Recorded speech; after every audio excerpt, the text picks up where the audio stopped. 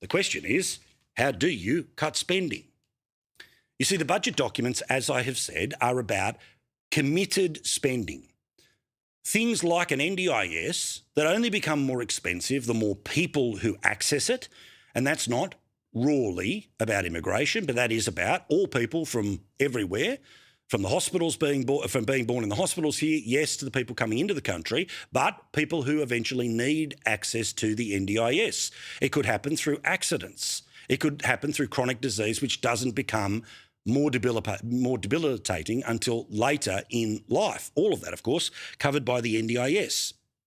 Now, when the government says that they want to do what the majority of voters say, which is cut spending, remember, 66% of people say cut government spending because they don't like the idea that we have deficit after deficit after deficit where they will spend more than they take for the next 40 years. When the government talks about a reduction in government spending, this is how they sell it to you. Savings. Savings. Savings. Savings. Savings. Savings. Savings. Savings. Savings.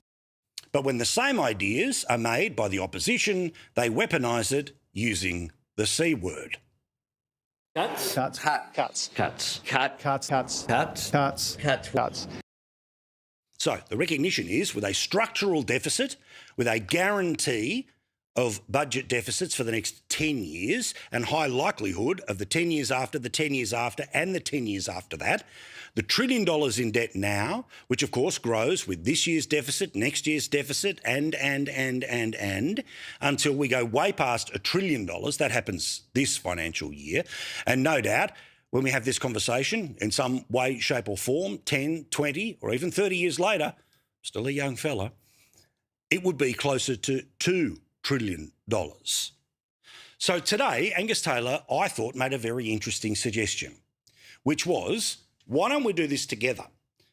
Now, you can call it savings, and I know that politically you'll bash me over cuts, but we've got to do something here. Why not have the best brains in your team and the best brains in my team have a look at that federal budget? Together, we would have the votes to be able to do something in the Senate, and maybe, just maybe, we would be able to change the direction of our economic future. Here was Angus Taylor making a common sense pitch today on the likelihood of the government remaining so for at least the next few years.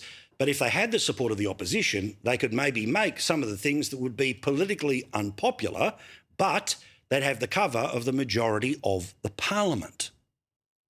Setting up a prosperous economy requires us to put Australians first, not politics, not egos.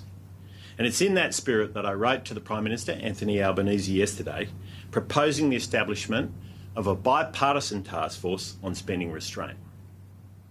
A task force comprising equal numbers of government and opposition members.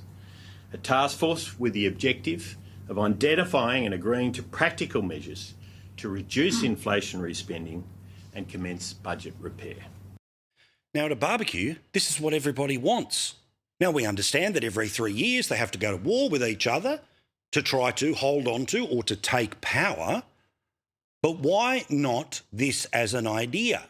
I would extend it to the minor parties in representation in the parliament and those like One Nation that have significant public support right now. I'd even let a teal or two in. Because if the majority of the parliament is able to get to a compromise position, it's not about the uni party taking care, but it means that what's tough for you is tough for me, is tough for them, ends up being better for everyone else. But of course, because the government wants to pretend that they are trimming their sails while they're actually adding a new spinnaker to budget deficit, and they know how effective he cuts, you pay was at the last election, Jim Chalmers not interested in bipartisanship or, dare I say, even working together with anyone, because, of course, he's the genius in the room. After the way he failed as Shadow Treasurer, he should be let absolutely nowhere near a budget. He is the last person that anyone should be taking advice from or lectures from when it comes to the budget position or spending restraint. So politics as usual. But 66% of people, the total voters, yes, some Labor, yes, some Greens, yes, some One Nation, yes, some Coalition, they want the government to pull its head in. Because the government, when it spends more than it gets, adds to the debt, to the debt, to the debt, to the debt. And while the lights won't turn off anytime soon, the reality is that debt goes from being the 10th biggest thing we spend on the budget to eventually it goes, like in Victoria, into the top 5, meaning we'll spend more money on things like servicing debt than our national defence. One last thing from these polls about what people think should be cut from the federal budget. Well, unsurprisingly, I would suggest that the centre-right of politics is the one that has rallied around the idea of foreign aid, 53% of people. But let's be honest, 53% of people might like cutting back on foreign aid. They'll say we have to pay foreign aid because every dollar we don't spend in a place like Papua New Guinea means China steps in and we get squeezed in. And the overall foreign aid budget, well, it's not that massive, but still. What about renewable energy programs? Almost 30% of people. I can't believe they'll do this anytime soon, but maybe cut back on the dole, cut back on the NDIS, cut back on defence, and so on, all the way down to 5% of people who think that the age pension is clearly too much. I disagree with each and every one of those people. But we'll see what happens. That's what comes from the Resolve Political Monitor. Let's get to a couple of things that I want to mention before we finish up and get into the debate this evening, including the Liberal Party has not released its review into what went wrong in the 2025 election, and it looks like they may never actually release what that is.